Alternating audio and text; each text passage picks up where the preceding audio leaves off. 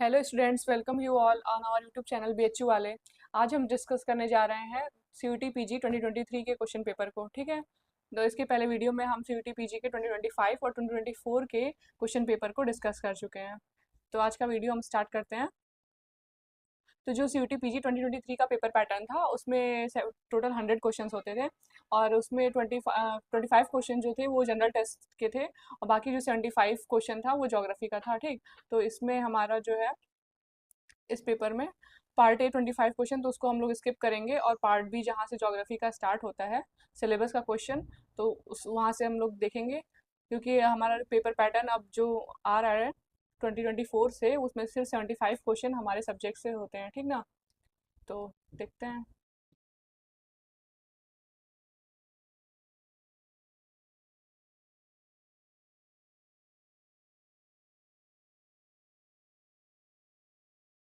ये हमारा यहाँ से स्टार्ट हो रहा है ज्योग्राफी पार्ट बी। ठीक, तो देखते हैं पहला क्वेश्चन क्या है। पहला क्वेश्चन हमारा है, subduction zone is also known as. जो सबडक्शन जोन होता है जहाँ पे दो प्लेट आके सब मतलब सबडक्ट होती हैं, तो उसको क्या कहते हैं, किस किस नाम से जाना जाता है?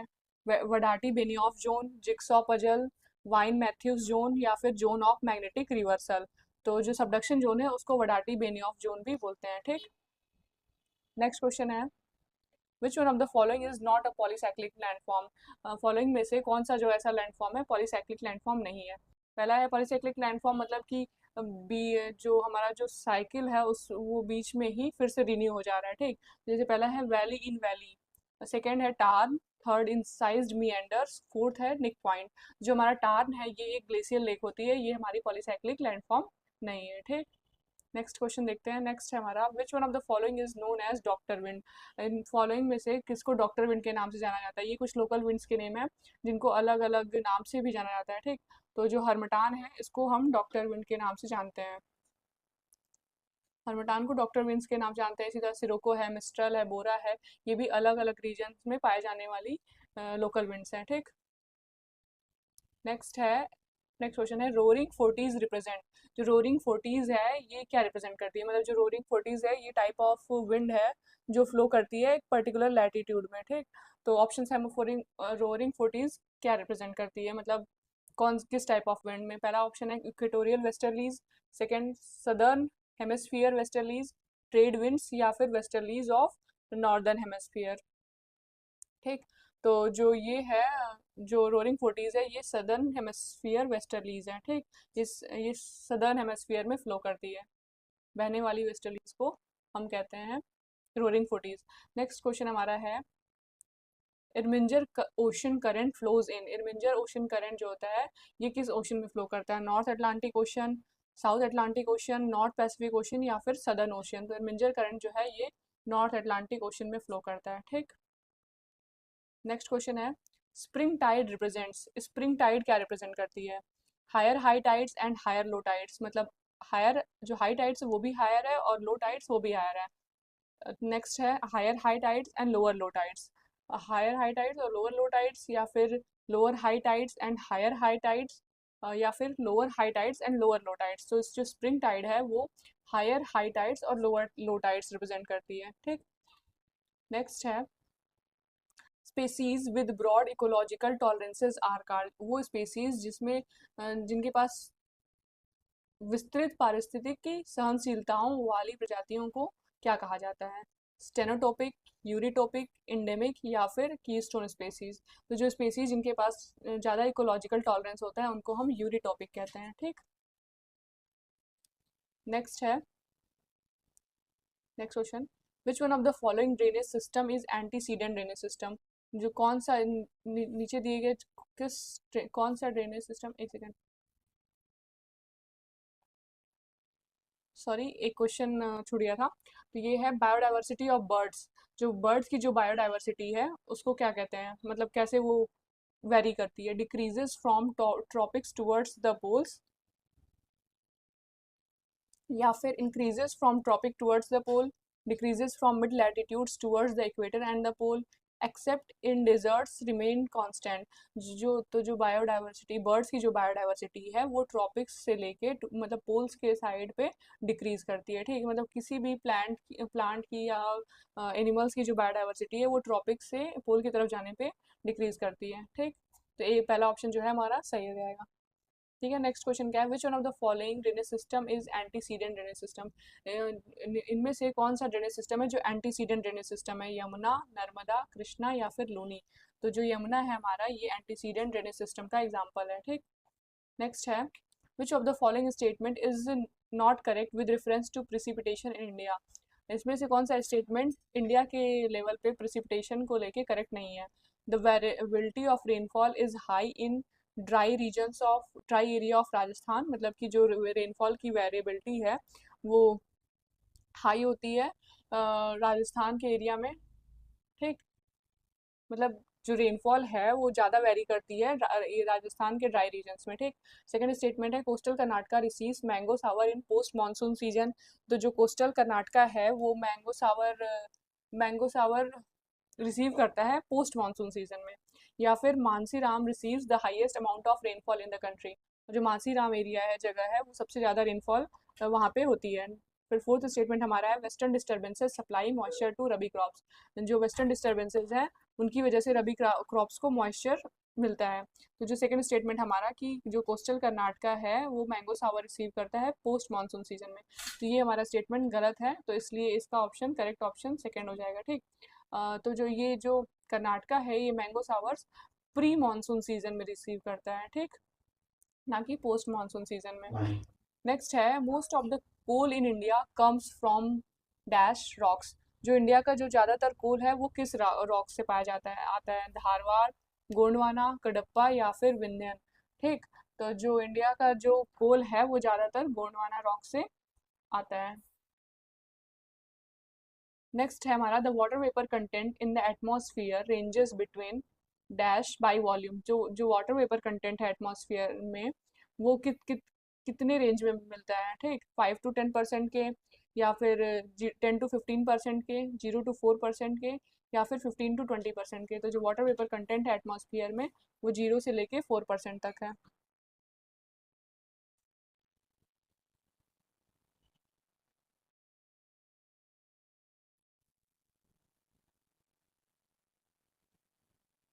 नेक्स्ट है हमारा, नेक्स्ट क्वेश्चन क्या है, tropical cyclones do not form over. तो जो ट्रॉपिकल साइक्लोन्स हैं वो कहाँ नहीं बनते हैं, साउथ अटलांटिक ओशन में, नॉर्थ अटलांटिक ओशन में, नॉर्थ इंडियन ओशन में, या फिर साउथ पैसिफिक ओशन में। जो ट्रॉपिकल साइक्लोन्स हैं ये साउथ अटलांटिक ओशन में नहीं बनते हैं, ठीक है। नेक्स्ट नेक्स्ट क्वेश्चन है, नेक्स्ट में असर्सन रीजन है। असर्सन रीजन में हमारा है कि क्या असर्सन हमारा है, the Himalayas are result of tectonic activity along the convergent plate margin. तो जो हिमालयाज हैं वो टेक्टोनिक एक्टिविटी का रिजल्ट है कन्वर्जेंट प्लेट मार्जिन के अलोंग। जैसे कि हिमालयाज का जो फॉर्मेशन हुआ है वो दो प्लेट आके कन्वर्ज हो गई हैं, इसलिए हिमालयाज का फॉर्मेशन हुआ है, ठीक। तो ये हमारा असर्सन है।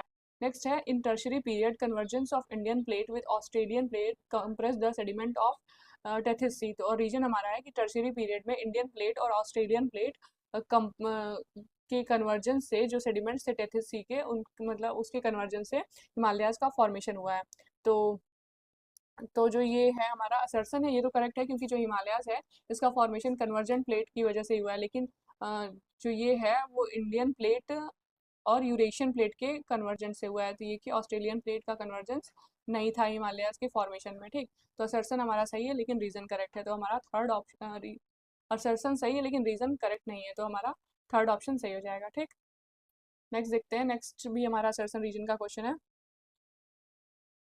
नेक्स्ट क्वेश्चन है हमारा क्या है, असर्सन है, coral reefs are generally found near the coastal region of temperate areas.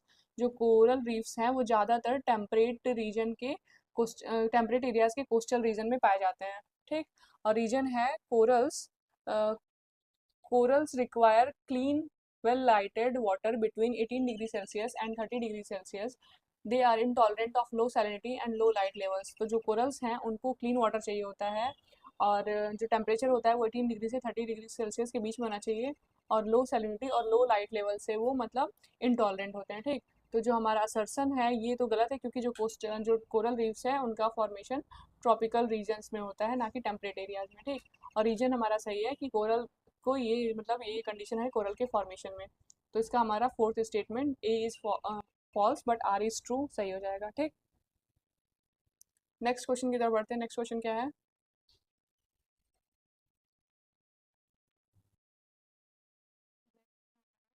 Arrange the following cities in ascending order of seismic sensitivity of their sensitivity of their locations in earthquake hazard zones. मतलब इन cities को ascending order में arrange करना है उनके seismic sensitivity के को लेके रिगार्डिंग, ठीक। तो सबसे ज़्यादा सिस्मिक एक्टिविटी मतलब सबसे कम कम किस जगह पे है, फिर उससे ज़्यादा किससे, उससे ज़्यादा किससे है। तो सबसे कम सिस्मिक एक्टिविटी का चांसेस जो है वो हैदराबाद में है, ठीक। सबसे पहले हमारा सी हो जाएगा। फिर उसके बाद जो है, उसके बाद सूरत, सूरत के बाद दिल्ली, और दिल्ली के बाद ईटानगर, ठीक है। तो सी, बी, ए और डी, तो हमारा जो फोर्थ ऑप्शन हो जाएगा वो सही हो जाएगा। नेक्स्ट क्वेश्चन हमारा है, arrange the following elements in descending order of their share in earth crust. Following elements को डिसेंडिंग ऑर्डर में अरेंज करना है, उनके अर्थ क्रस्ट में उनका कितना शेयर है, ठीक। सबसे ज़्यादा शेयर किसका है? सबसे सबसे ज़्यादा शेयर हमारा ऑक्सीजन का है अर्थ क्रस्ट में। ऑक्सीजन के बाद, ऑक्सीजन का है, उसके बाद सिलिकॉन का है, उसके बाद एल्युमिनियम का है, और तब आयरन का है, ठीक। तो सी, बी, डी, ए, तो इसका हमारा ऑप्शन हो जाएगा थर्ड, ठीक। नेक्स्ट है हमारा, arrange the following vertical zones of oceans from surface to bottom. ये जो दिए गए वर्टिकल जोन है उनको ओशन के सरफेस से लेके बॉटम तक अरेंज करना है। मतलब ये ओशन का पार्ट है, तो ये ओशन में मतलब किस रेंज में होते हैं, सबसे पहले कौन सा जोन होता है, उसके बाद कौन सा होता है। तो सबसे पहले हमारा होता है एपिपेलाजिक, जो कि सी हो गया, एपिपेलाजिक हो गया। एपिपेलाजिक के बाद आता है मीसोपेलाजिक, ठीक, ए ऑप्शन। फिर उसके बाद इसी फिर बैथीपेलाजिक हो जाता है, ठीक। बैथीपेलाजिक के बाद हो जाता है अबाइसोपेलाजिक, उसके बाद तब आता है हेडल जोन, ठीक। तो ये option C, A, B, E, D हमारा सेकंड ऑप्शन इसको लेके सही है, ठीक। नेक्स्ट क्वेश्चन है, given below are two statements. Statement one क्या है? Haryana is safe from tropical cyclone. Statement one हमारा है जो हरियाणा है वो ट्रॉपिकल साइक्लोन से सेफ है, ठीक है। नेक्स्ट स्टेटमेंट है, during retreating monsoon western disturbances bring moderate to heavy rainfall in Tamil Nadu. Retreating monsoon के दौरान जो वेस्टर्न डिस्टर्बेंसेस होते हैं वो रेनफॉल ले आते हैं तमिलनाडु में, मॉडरेट से हैवी रेनफॉल तमिलनाडु में ले आते हैं।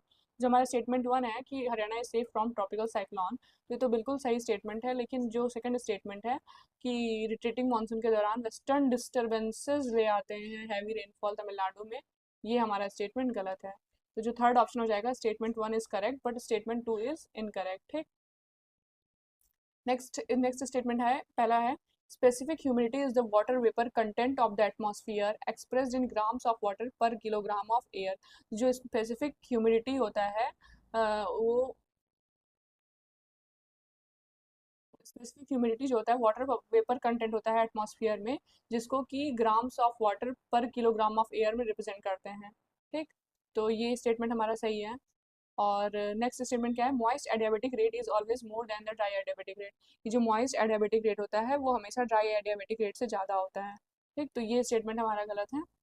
तो इसका क्या है, statement one is true but statement two is false. तो जो थर्ड ऑप्शन है वो सही हो जाएगा, ठीक।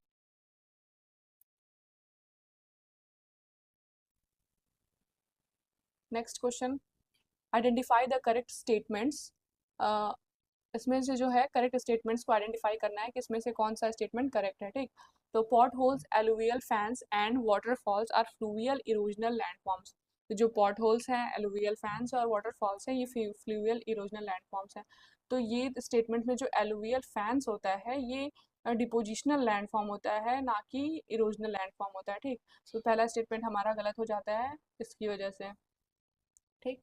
नेक्स्ट है, blow holes and yardangs are erosional landforms produced by wind. और जो ब्लो होल्स और यार्डांग्स हैं ये इरोजनल लैंडफॉर्म्स होते हैं विंड के द्वारा, ठीक। तो ये स्टेटमेंट भी हमारा गलत है। नेक्स्ट है crack and tail landform is a result of differential rates of erosion. जो क्रैक एंड टेल लैंडफॉर्म होते हैं वो डिफरेंशियल रेट ऑफ इरोजन से बनते हैं, ठीक है, सही है। Eskers and kames are glaciofluvial landforms, ये भी हमारा स्टेटमेंट सही है कि स्कर्स और केम्स ग्लेशियो फ्लूवियल लैंडफॉर्म्स होते हैं, ठीक। तो कौन सा स्टेटमेंट हमारा सी एंड डी दो सही है, तो हमारा थर्ड जो डी ऑप्शन हो जाएगा वो सही हो जाएगा, ठीक। फोर्थ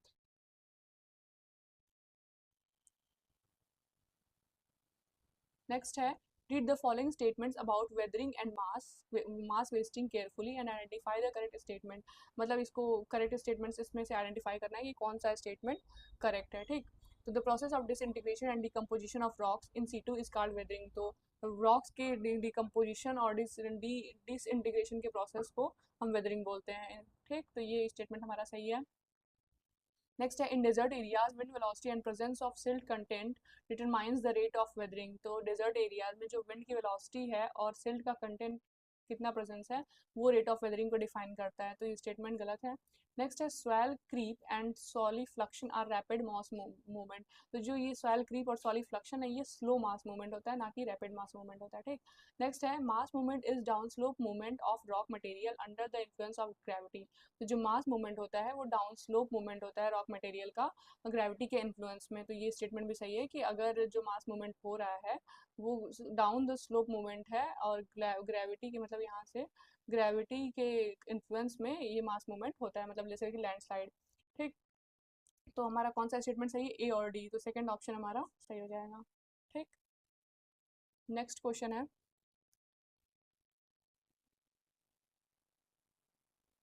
नेक्स्ट क्वेश्चन हमारा क्या है, read the following statement about Richter scale carefully, ठीक। तो identify the correct statement. Richter scale के बारे में दिया गया है और उसमें बताना है कि इसमें से कौन सा स्टेटमेंट जो है वो करेक्ट है।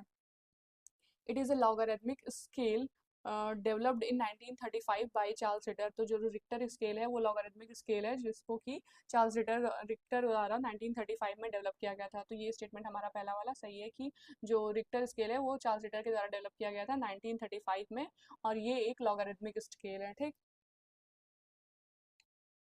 नेक्स्ट स्टेटमेंट है as an intensity scale it uses observed property damage to estimate level of seismic jolt. तो इसको एज इंटेंसिटी स्केल ये ऑब्जर्व करता है प्रॉपर्टी डैमेज टू एस्टिमेट, मतलब ये प्रॉपर्टी डैमेज को ऑब्जर्व करके बताता है कि कितना सिस्मिक जॉल्ट था, ठीक। तो स्टेटमेंट गलत है कि ये प्रॉपर्टी डैमेज को ऑब्जर्व करके बताता है कि कितना कितना मतलब किस किस लेवल का अर्थक्वेक आया था, ठीक। नेक्स्ट है each unit of increase in magnitude equates to रफली 32 fold increase in the energy release. तो जो इसका जो मैग्नीट्यूड का जो एक यूनिट होता है वो जितनी एनर्जी रिलीज हुई है उसके 32 टाइम्स बताता है, ठीक। तो ये स्टेटमेंट सही है हमारा। लास्ट स्टेटमेंट क्या है, ground motion change for a magnitude 6 earthquake is 10 times greater than produced by an earthquake of 5 magnitude। तो ये लास्ट स्टेटमेंट हमारा बता रहा है कि जो सिक्स सिक्स मैग्नीट्यूड का जो अर्थक्वेक है वो 5 मैग्नीट्यूड के अर्थक्वेक से 10 टाइम्स ज़्यादा ग्रेटर, ठीक। तो ये स्टेटमेंट भी हमारा सही है, तो ए C and D fourth option हमारा सही हो जाएगा, ठीक। नेक्स्ट क्वेश्चन देखते हैं। नेक्स्ट क्वेश्चन हमारा मैचिंग का क्वेश्चन है। तो इसमें डिजर्ट्स दिए हुए एक साइड और एक साइड कॉन्टिनेंट्स दिए हैं कि कौन सा डिजर्ट किस कॉन्टिनेंट में पाया जाता है। नॉर्थ अमेरिका में कौन सा डिजर्ट पाया जाता है, तो नॉर्थ अमेरिका में मोजावे डिजर्ट पाया जाता है, ठीक। और एशिया में टकला मकान डिजर्ट पाया जाता है। और अफ्रीका में जो है नुबिया डिजर्ट है। और ऑस्ट्रेलिया में सिम्पसन डिजर्ट है, ठीक। तो ए का 4, बी का 1, सी का 2, डी का 3, फर्स्ट ऑप्शन जो हो जाएगा हमारा सही हो जाएगा। नेक्स्ट क्वेश्चन देखते हैं। नेक्स्ट क्वेश्चन क्या है, नेक्स्ट क्वेश्चन भी मैचिंग का क्वेश्चन है जिसमें रॉक टाइप दिए गए हैं और एक तरफ एग्जांपल दिए गए हैं कि मतलब कौन सा जो रॉक है वो किस रॉक में आता है, ठीक। तो ये intrusive igneous rock, extrusive igneous rock, sedimentary rocks हैं, मेटामॉर्फिक रॉक्स हैं, ठीक। तो इंट्रूसिव इग्नियस रॉक का एग्जांपल है डायोराइट। डायोराइट है वो इंट्रूसिव इग्नियस रॉक का एग्जांपल है। एक्सट्रूसिव इग्नियस रॉक का एग्जांपल रायोलाइट। सेडिमेंट्री रॉक्स का जो एग्जांपल है वो ब्रीशिया है। और मेटामॉर्फिक रॉक जो कि हमारा सिस्ट है, ठीक। तो ए का 4, बी का 2, सी का 3 और डी का 1। फोर्थ ऑप्शन हमारा सही हो जाएगा। नेक्स्ट देखते हैं, नेक्स्ट क्या है। नेक्स्ट क्वेश्चन हमारा 51 नंबर का है। एक तरफ ये भी मैचिंग का क्वेश्चन है, इसमें एक तरफ टेम्परेट ग्रासलैंड दिया गया है और दूसरी तरफ कंट्रीज दी गई है कि कौन किस कंट्री में कौन सा टेम्परेट ग्रासलैंड है। ठीक है, तो पुस्टास जो है वो हमारा हंगरी में है। ठीक, ए का थ्री दो ऑप्शन में है, मतलब कि पहला और चौथा। कैंटरबरी जो है हमारा, ये न्यूजीलैंड में है। ठीक, और फिर ये वेल्स जो है, वेल्ड ये हमारा साउथ अफ्रीका में है और प्रेरी कनाडा में है। ठीक, तो सी का 2, डी का 1 और ए का 3 और बी का 4। तो जो सी का, ये हमारा थर्ड ऑप्शन सही हो जाएगा। ठीक, नेक्स्ट नेक्स्ट क्वेश्चन है, which one of the following human racial groups form a majority in the hot bright savanna lands of west Africa. कौन सी ऐसी ह्यूमन रेशियल ग्रुप है जो कि hot bright savanna land, west Africa के hot bright savanna land में majority में पाई जाती है? मंगोलाइड्स, निग्रोइड्स, कॉक्साइड्स या फिर पपुअन मेलेनेशियंस। तो जो निग्रोइड रेसेस हैं वो अफ्रीका में, मतलब अफ्रीका के सवाना लैंड में मेजॉरिटी में पाई जाती हैं। ठीक, नेक्स्ट क्वेश्चन है, why the island in the Muhuri river has been a cause of tension between India and Bangladesh. Muhuri river का आइलैंड किस वजह से इंडिया और बांग्लादेश के बीच में टेंशन का कारण बना हुआ है? ठीक, कौन सा डिस्प्यूट है? River water dispute, sand mining dispute या फिर हाइड्रो पावर प्लांट डिस्प्यूट या फिर बाउंड्री डिस्प्यूट। ठीक, तो जो ये है हमारा मुरी रिवर, ये हमारा बाउंड्री डिस्प्यूट की वजह से इंडिया और बांग्लादेश के बीच में टेंशन का रीजन बना हुआ है। नेक्स्ट क्वेश्चन है, which of the following region is experiencing negative population growth rate. कौन सा रीजन है जो कि निगेटिव पॉपुलेशन ग्रोथ रेट को एक्सपीरियंस कर रहा है? ओशियानिया, नॉर्थ अमेरिका, अफ्रीका या फिर यूरोप। तो जो यूरोप है वो निगेटिव पॉपुलेशन ग्रोथ रेट को एक्सपीरियंस कर रहा है। ठीक, नेक्स्ट है, what proportion of urban population is found in Africa. Africa में अर्बन पॉपुलेशन का कितना प्रोपोर्शन, मतलब टोटल पॉपुलेशन का कितना प्रोपोर्शन है अर्बन पॉपुलेशन जो कि अफ्रीका में पाई जाती है? Around 45%, between 55 to 60%, less than 10% या फिर मोर देन 60%। ठीक, तो जो पॉपुलेशन है अफ्रीका की वो अराउंड 45% है जो कि अर्बन पॉपुलेशन है। ठीक है, नेक्स्ट क्वेश्चन है असर्सन रीजन का। असर्सन हमारा है, the gap between the population of less developed and more developed country is being widened every minute. तो जो लेस डेवलप्ड और मोर डेवलप्ड कंट्रीज के बीच में जो पॉपुलेशन गैप है वो हर मिनट बढ़ता जा रहा है। तो क्या ये सही है? तो ये असर्सन हमारा सही है कि मतलब जो लेस डेवलप्ड कंट्रीज है और मोर डेवलप्ड कंट्रीज है उनके बीच का पॉपुलेशन हमेशा बढ़ता ही जा रहा है एवरी मिनट। नेक्स्ट है, as many as 26 birth take place in less developed countries and as many as 241 birth take place in more developed countries every minute. तो जो 26 बर्थ हैं वो लेस डेवलप्ड कंट्रीज में हर मिनट हो रहे हैं और मोर डेवलप्ड कंट्रीज में 241 बर्थ हो रहे हैं। ठीक, तो ये हमारा स्टेटमेंट सही है कि both A and R true but R is not the correct explanation of.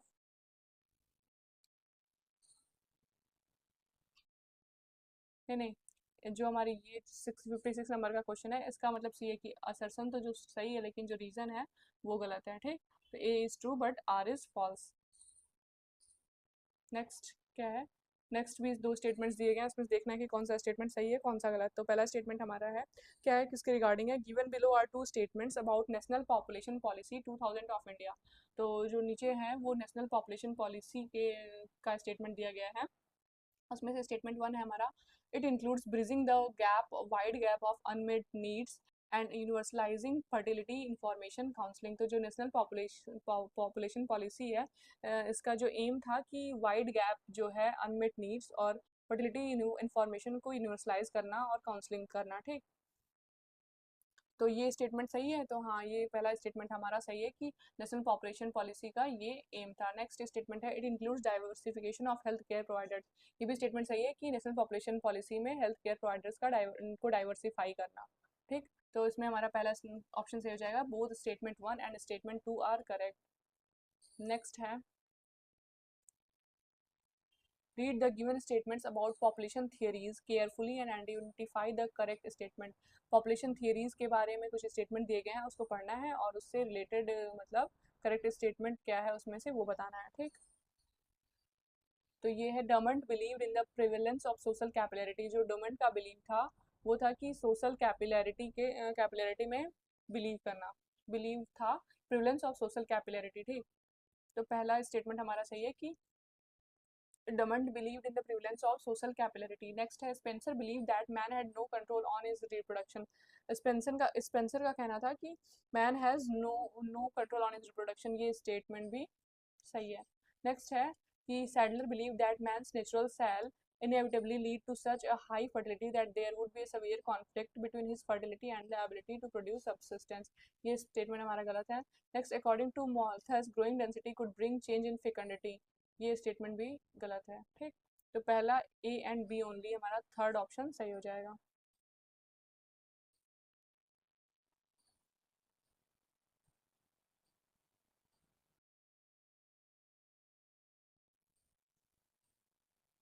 Next question हमारा है as per global forest resource assessment report the leading country in terms of total area under forest is.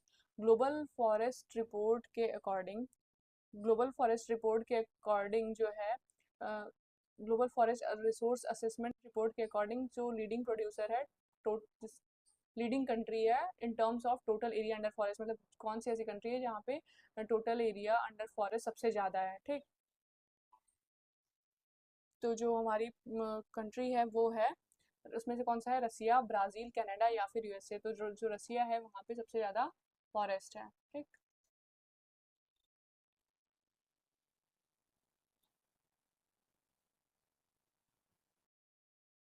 Which of the following forest has the presence of the tallest trees in the world. इनमें से कौन सा ऐसा forest biome है जहाँ पे सबसे ज़्यादा टालेस्ट ट्रीज प्रेजेंट है। Temperate forest, boreal forest, tropical rain forest या फिर ट्रॉपिकल मानसून फॉरेस्ट। जो टेम्परेट रेन फॉरेस्ट होते हैं यहाँ पे टालेस्ट ट्रीज प्रेजेंट है, ठीक। फर्स्ट ऑप्शन हमारा सही हो जाएगा। नेक्स्ट देखते हैं नेक्स्ट क्वेश्चन कौन सा है। Chuquicamata copper mines are located in. जो चुकीका माटा कॉपर माइंस हैं वो किस कंट्री में लोकेटेड है, ऑस्ट्रेलिया, चिली, ब्राज़ील या फिर मेक्सिको। तो जो चुकीका माटा कॉपर माइंस हैं one of the famous copper mines हैं, ये चिली में लोकेटेड है, ठीक।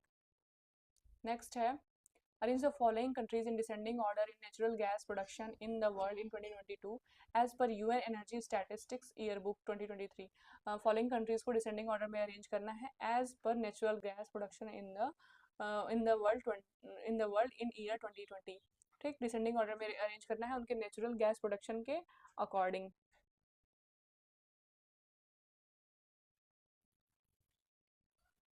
तो सबसे पहले है कौन कौन सी कंट्रीज़ हैं। सबसे पहले हमारा यूएसए है, सबसे पहले यूएसए जहाँ पे सबसे ज़्यादा नेचुरल गैस प्रोडक्शन है, ठीक। यूएसए के बाद यूएसए के बाद रसिया है, रसिया के बाद जो है ईरान है, ईरान के बाद तब इंडिया है, ठीक। तो ये सी, ये बी और ये डी और ये ए, ठीक। तो जो हमारा फोर्थ ऑप्शन होगा वो सही हो जाएगा कि सबसे सबसे ज़्यादा नेचुरल गैस का प्रोडक्शन यूएसए करता है, फिर रसिया, फिर ईरान और तब आता है हमारा इंडिया।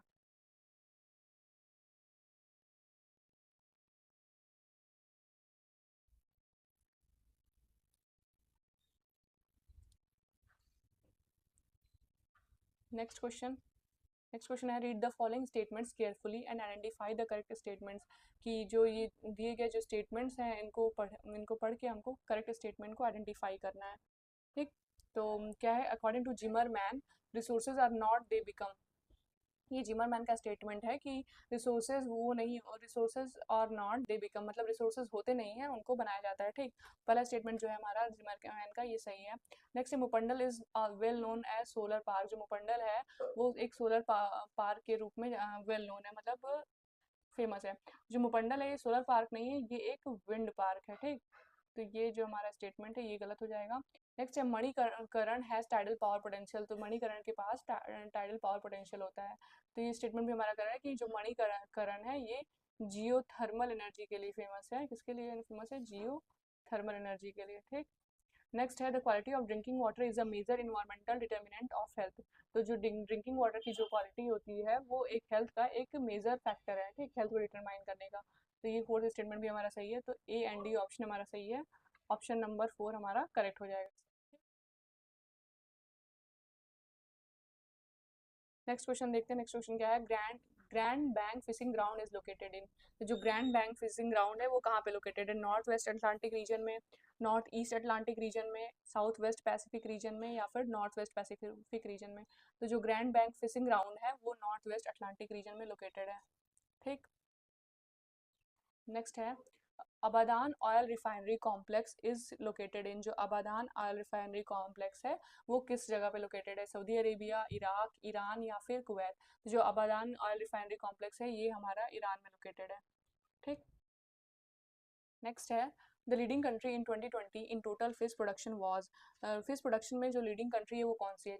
जापान, चाइना, नॉर्वे, या फिर बांग्लादेश? तो जो चाइना है ये लीडिंग फिश प्रोडक्शन कंट्री है 2020 के अकॉर्डिंग।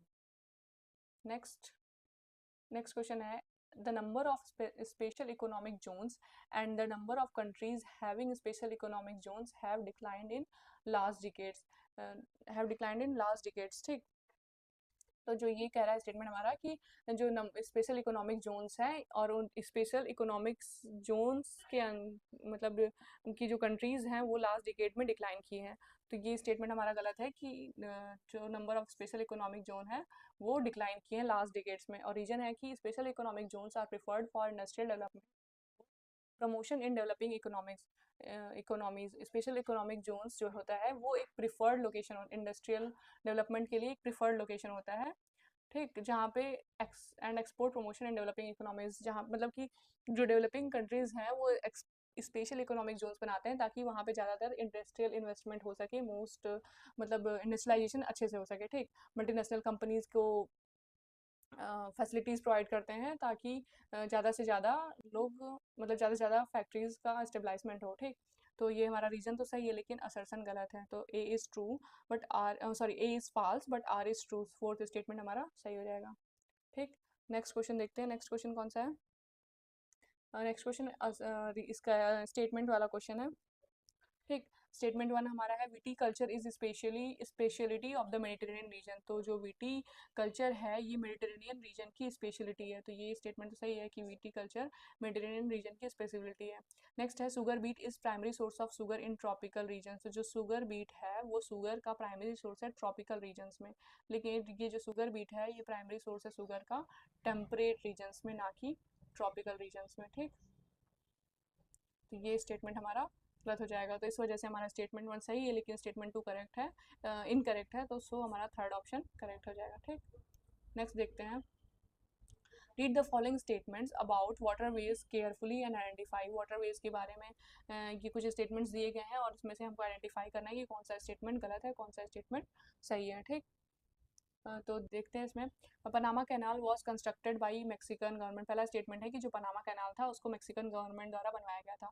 तो स्टेटमेंट गलत है क्योंकि पनामा कैनाल को यूएसए गवर्नमेंट की, ना कि मैक्सिकन गवर्नमेंट। ठीक। नेक्स्ट है, Suez canal has a 6 lock system and ships cross the different levels through these locks. जो स्वेज कैनाल है वहाँ पे 6 लॉक सिस्टम है और जो शिप्स हैं वो अलग अलग लेवल से क्रॉस करती हैं इन लॉक्स से जाने के बाद। तो ये गलत है। ये जो स्टेटमेंट है मतलब ये पनामा कनाल में 6 लॉक सिस्टम यूज़ किया गया है, ना कि स्वेज कनाल में। ठीक। तो ये स्टेटमेंट भी हमारा गलत है। नेक्स्ट है, Mississippi Ohio waterway connects the interior part of USA with the gulf of Mexico. तो जो मिसिसिपी ओहियो वाटरवे है वो यूएसए का interior part gulf of Mexico से कनेक्ट करता है। तो स्टेटमेंट सही है। नेक्स्ट है, Soo canal and Welland canal are part of the Great Lakes Saint Lawrence seaway. तो ये स्टेटमेंट भी हमारा सही है कि जो सू कनाल और विललैंड कनाल है वो ग्रेट लेक का पार्ट है। ठीक। तो B and sorry C and D only, मतलब कि हमारा सेकंड ऑप्शन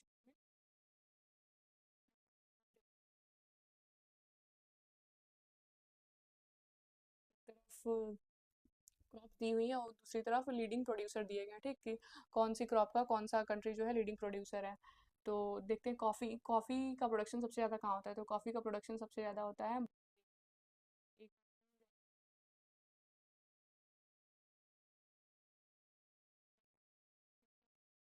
टी का सबसे ज़्यादा प्रोडक्शन जो है चाइना में है। ठीक। तो सेकंड बी का वन दोनों में है। ठीक। थर्ड देखते हैं, मैग्नीज मैग्नीज का जो सबसे ज़्यादा प्रोडक्शन है वो साउथ अफ्रीका में होता है और कॉपर का चिली में। अभी हम कॉपर से रिलेटेड कौन सी माइन देखे हैं चिली में? चूकी का माटा माइंस, जो कि काफ़ी फेमस है चूकी का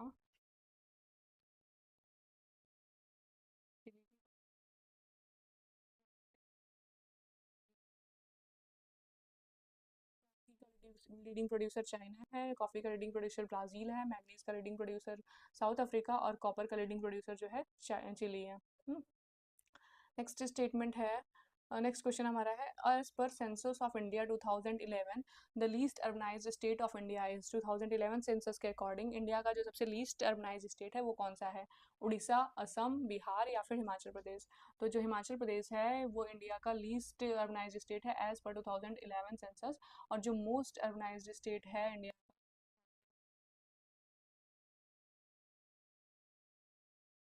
नेक्स्ट क्वेश्चन देखते हैं। नेक्स्ट क्वेश्चन है, the leading fish producing state of India as per agricultural statistics at a glance report 2020 is. मतलब इंडिया का कौन सा स्टेट है जो कि फिश का लीडिंग प्रोड्यूसर है? एग्रीकल्चरल स्टैटिस्टिक्स के अकॉर्डिंग, जो कि एग्रीकल्चरल स्टैटिस्टिक के अकॉर्डिंग आंध्र प्रदेश, वेस्ट बंगाल, गुजरात या फिर तमिलनाडु? तो जो आंध्र प्रदेश है वो लीडिंग फिश प्रोड्यूसिंग स्टेट है इंडिया का एज पर 2020। ठीक, नेक्स्ट देखते हैं। नेक्स्ट क्वेश्चन क्या है हमारा, hill area development program was initiated in the. Hill area development program किस ईयर में इनिशिएट किया गया था? Third 5 year plan, fourth 5 year plan, fifth 5 year plan या फिर सिक्स 5 ईयर प्लान? तो जो हिल एरिया डेवलपमेंट प्रोग्राम है इसको फिफ्थ 5 ईयर प्लान में इनिशिएट किया गया था। ठीक, नेक्स्ट है, दो स्टेटमेंट्स दिए गए हैं, एक असर्सन है एक रीजन है, इसमें देखना है। तो असर्सन क्या हमारा, diversification of Indian agriculture is required to achieve sustainable development.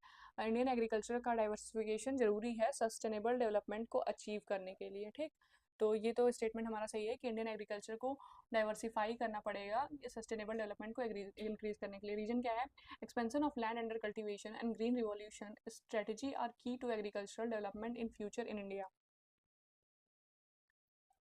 Reason है हमारा कि लैंड अंडर कल्टीवेशन, जो कल्टीवेशन के अंडर लैंड है उसको एक्सपेंड करना जरूरी है, और ग्रीन रिवॉल्यूशन स्ट्रेटजी जो है की एग्रीकल्चरल डेवलपमेंट है इंडिया के फ्यूचर में। ठीक, तो ये स्टेटमेंट हमारा गलत है क्योंकि green revolution strategy already apply कर की जा चुकी है। ठीक है, तो इसमें कौन सा ऑप्शन सही है?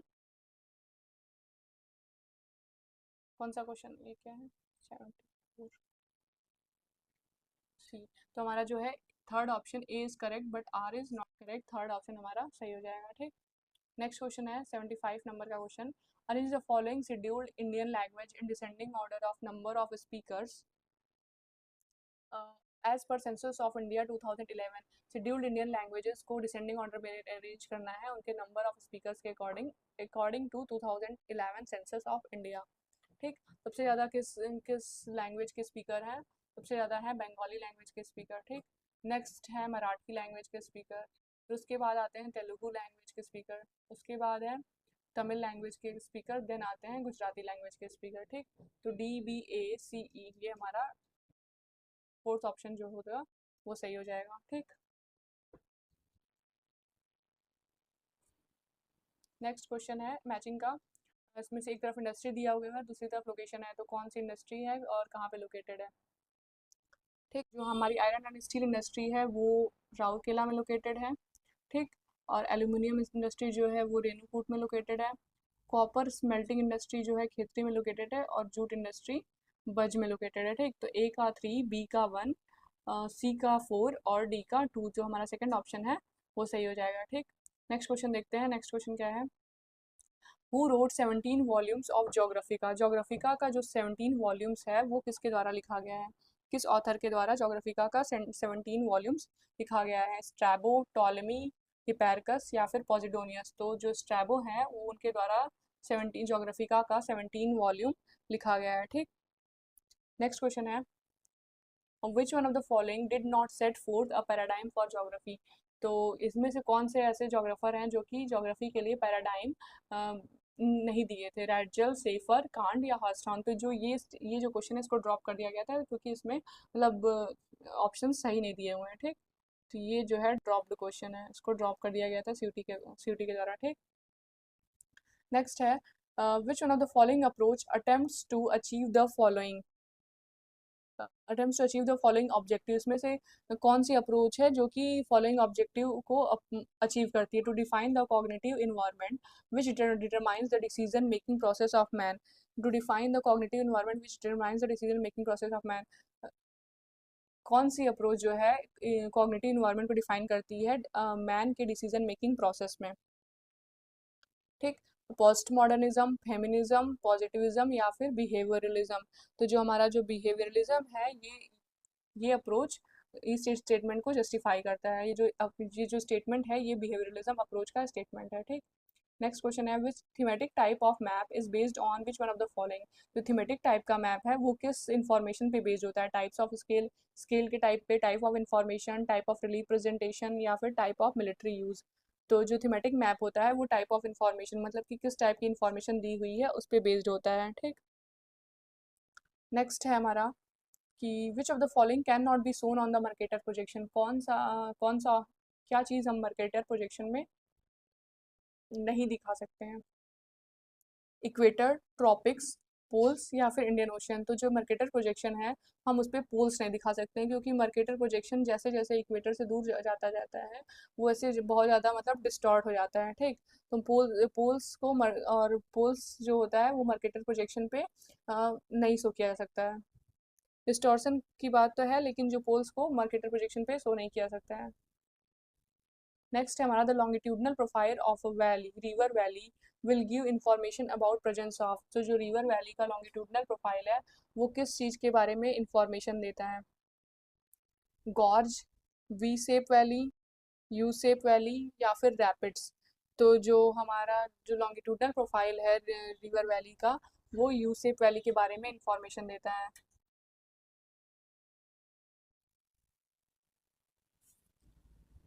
सॉरी, यू शेप नहीं, रैपिड्स के बारे में इंफॉर्मेशन देता है, ठीक।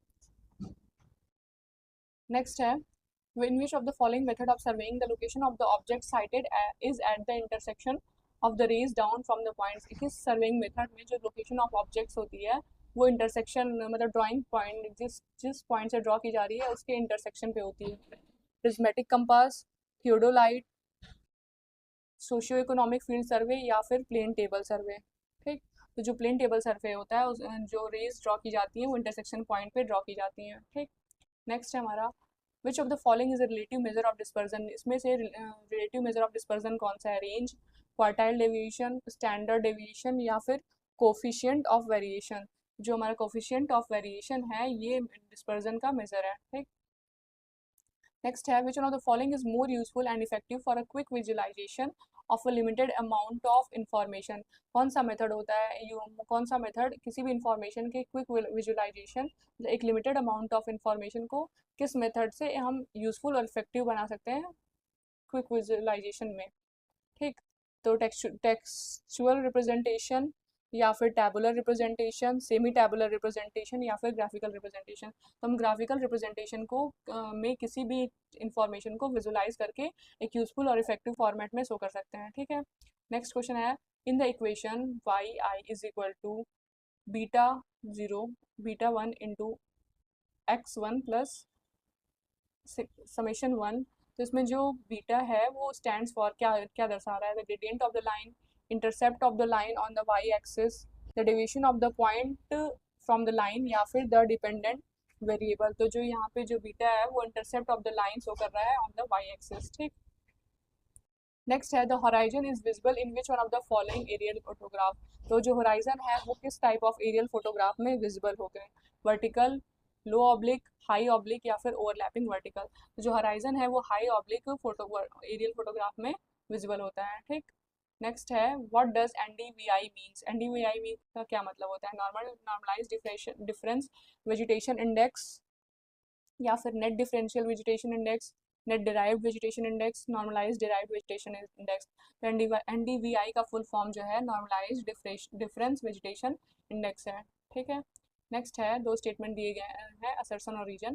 Geography is regarded as science of synthesis. तो जोग्राफी जो है उसको साइंस ऑफ सिंथेसिस के द्वारा मतलब बताया गया। Geography has its own area of study which may appear to be in the nature of an encroachment upon other disciplines. Geography का एक अपना एरिया है स्टडी का, लेकिन वो दिखता ऐसा है कि वो अदर डिसिप्लिन्स को भी अपने अंदर मतलब अपने अंदर ले रहा है, उस अदर डिसिप्लिन्स के एरिया को भी इंक्लूड कर रहा है अपने अंदर।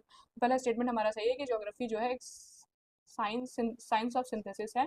नेक्स्ट स्टेटमेंट भी सही है कि geography has its own area of study which may appear to be in the nature of an encroachment upon other discipline. मतलब ऐसा लगता है कि ज्योग्राफी अदर डिसिप्लिन को भी मतलब अपने अंदर इंक्रोच कर रहा है, ठीक।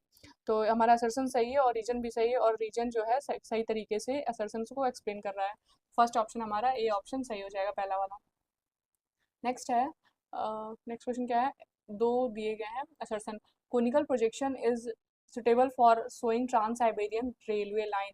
जो कोनिकल प्रोजेक्शन होता है वो ट्रांस साइबेरियन रेलवे लाइन को शो करने के लिए सुटेबल होता है। हाँ, क्योंकि जो कोनिकल प्रोजेक्शन होता है वो स्टैंडर्ड पैरेलल्स के अलॉन्ग ट्रू होता है, ठीक। तो इस स्टेटमेंट रीजन क्या हमारा, the scale is true along the standard parallel. वही स्टेटमेंट जो रीजन है वो कह रहा है कि कोनिकल मतलब ट्रांस साइबेरियन रेलवे लाइन को हम कोनिकल प्रोजेक्शन पे इसलिए दिखा सकते हैं क्योंकि जो कोनिकल प्रोजेक्शन का जो स्केल होता है वो स्टैंडर्ड पैरेलल के अलॉन्ग ट्रू होता है। तो ये हमारा असर्सन भी सही है, रीजन भी सही है, और रीजन जो है करेक्टली एक्सप्लेन कर रहा है असर्सन को। तो इस तरह से हमारा पहला ऑप्शन ए करेक्ट हो जाएगा, ठीक।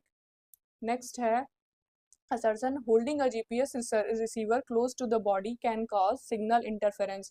मतलब अगर हम GPS रिसीवर को अपनी बॉडी के पास होल्ड करते हैं तो वो उसमें सिग्नल इंटरफेरेंस आ सकता है। तो ये स्टेटमेंट सही है कि अगर जीपीएस को ह्यूमन बॉडी के पास रखा जाए तो सिग्नल इंटरफेरेंस होगा। नेक्स्ट है, the human body can cause signal interference, और ये रीजन कह रहा है कि ह्यूमन बॉडी की वजह से सिग्नल इंटरफेरेंस हो रहा है, ठीक। तो सर्सन भी सही है, और जीपीएस में मतलब इंटरफेरेंस ह्यूमन बॉडी की वजह से हो रहा है। तो ये रीजन भी सही है, और इस तरह से हमारा पहला ऑप्शन सही होगा कि both A and R true, and R is the correct explanation of A, ठीक। नेक्स्ट क्या है, after the characteristics of different phases of paradigm suggested by Kuhn. तो इसमें क्या करना है, अच्छा सॉरी, अरेंज द कैरेक्टरिस्टिक, मतलब कि अलग अलग कैरेक्टरिस्टिक को पैराडाइम के जो अलग अलग फेज हैं उसको अरेंज करना है टाइम कुहन के टाइम स्केल के अकॉर्डिंग, ठीक। तो कैसे ये अरेंज होंगे देखते हैं, स्टेटमेंट पढ़ते हैं हम कि कैसे ये मतलब ये कुहन के टाइम स्केल के अकॉर्डिंग कैसे हैं, ठीक। तो सबसे पहले है, conflict among several distinct school grow around individual scientist. तो मतलब अलग अलग स्कूल्स के वजह से कॉन्फ्लिक्ट डेवलप होता है अलग अलग इंडिविजुअल साइंटिस्ट के अमंग में, ठीक।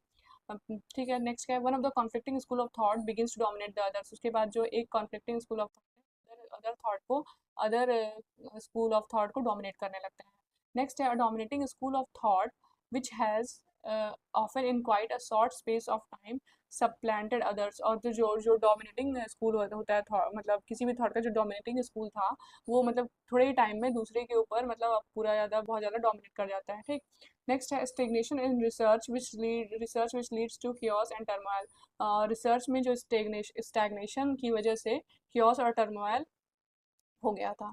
तो ये हमारा ये जो सबसे पहले जो टाइम स्केल है सबसे पहले हमारा ए है कि मतलब अलग अलग साइंटिस्ट के बीच में कॉन्फ्लिक्ट्स हुआ था। नेक्स्ट है कि जो एक जो स्कूल ऑफ थॉट था वो दूसरे स्कूल ऑफ थॉट को डोमिनेट कर रहा था। फिर ये सी हमारा सही हो जाएगा, और फिर देन डी। तो इसका करेक्ट सीक्वेंस है ए बी और C, A B C D, ठीक। नेक्स्ट है, इसमें से arrange the following seeds in correct order as per choropleth method. इसमें से क्लोरोप्लेथ के अकॉर्डिंग हमको सही ऑर्डर में अरेंज करना है, ठीक। तो सबसे पहले क्या हो जाएगा, सबसे पहले हमारा बी, बी के बाद देन ए के बाद देन सी, और सी के बाद देन डी। तो ये हमारा क्लोरोप्लेथ मेथड के अकॉर्डिंग ये हमारा सही हो जाएगा, ठीक।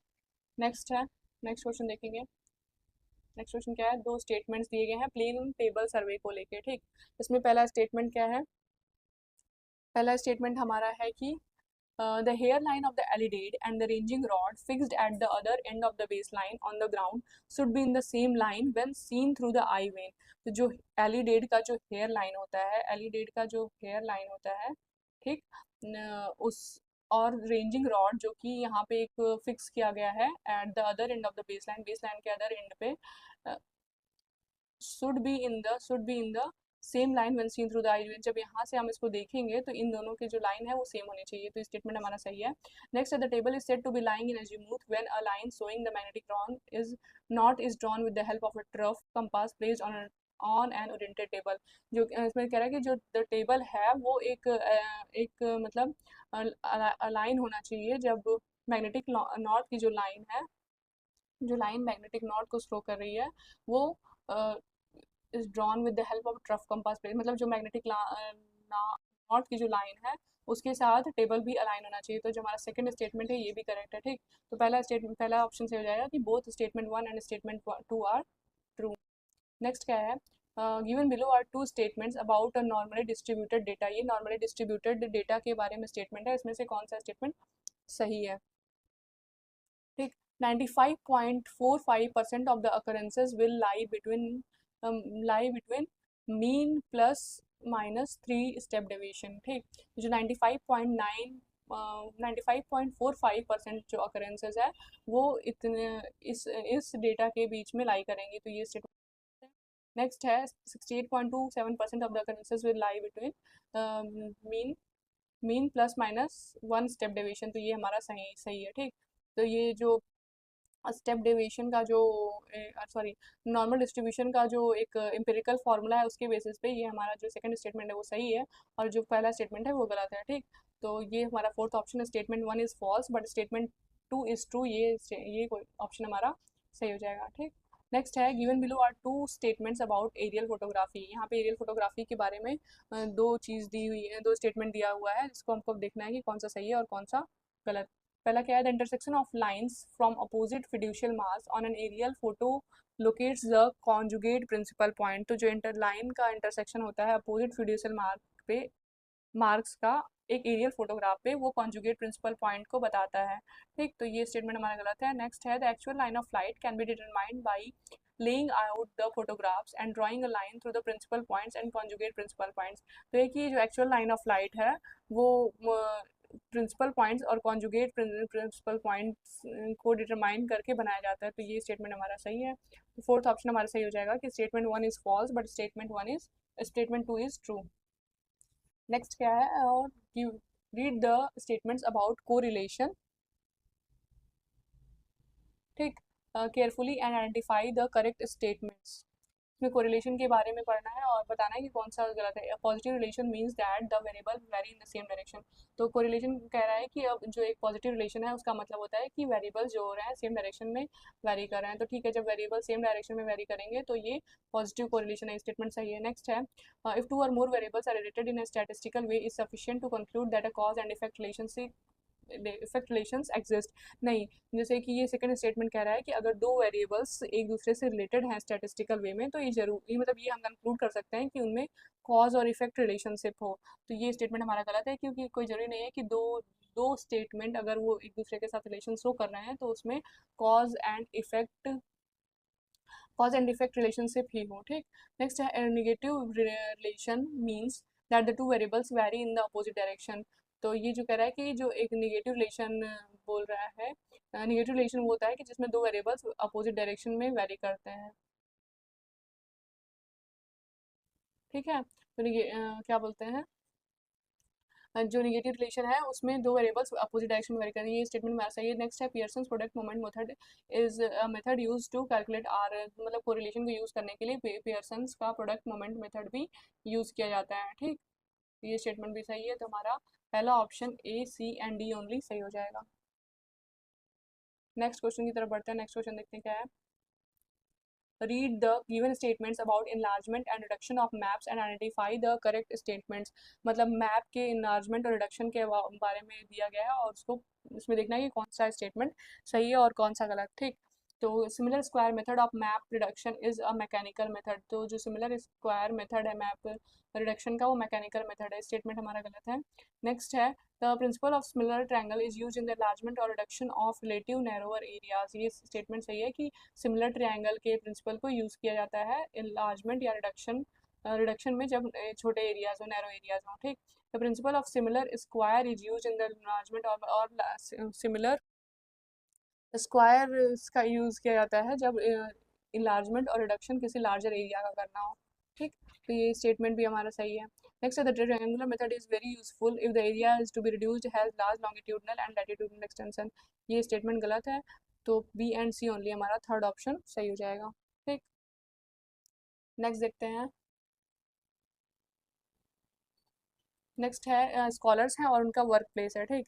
तो इसमें क्या इसमें मतलब किस चीज़ पे वो काम किए थे, कौन सी बुक लिखे थे, तो अरिस्टोटल का है पॉलिटिक्स, ठीक। हिपोक्रेटिस का है एयर्स, वाटर और प्लेसेस। टॉलमी का अल्माजेस्ट है और आर्यभट्ट का आर्य सिद्धांत। तो ये हमारा हो जाएगा ए का 4, बी का 1, सी का 2 और डी का 3। तुम्हारा सेकंड ऑप्शन इसमें सही हो जाएगा। ठीक, देखते हैं अब लास्ट क्वेश्चन हमारा। एक तरफ मेथड दिए गए हैं और दूसरी तरफ कैरेक्टरिस्टिक। इसमें क्या है, मीन क्या शो करता है। मीन जो है based on sound mathematics, mean का मतलब है कि एवरेज। ठीक, मीडियन क्या है, median divides into 2 equal part. Median जो किसी भी डेटा को 2 इक्वल पार्ट में डिवाइड कर देता है। मोड क्या है, mode identify what is most common, जो फ्रीक्वेंट सबसे ज़्यादा नंबर ऑफ सबसे ज़्यादा अकरेंसेस जो होता है वो मोड होता है। ठीक, स्टैंडर्ड डेविएशन है square root of the variance. Standard deviation मतलब कि वेरिएंस का स्क्वायर रूट। तो ए का 2, बी का 4, ए का 2, बी का 4, सी का 1 और डी का 3, जो हमारा सेकंड ऑप्शन है वो उसमें सही हो जाएगा। तो ये हमारा ख़त्म होता है CUT PG 2023 का प्रीवियस ईयर क्वेश्चन। इसको हम लोग डिस्कस कर लिए। ठीक, अगली वीडियो में हम डिस्कस करेंगे CUT PG 2022 का 2 के क्वेश्चंस। Thank you.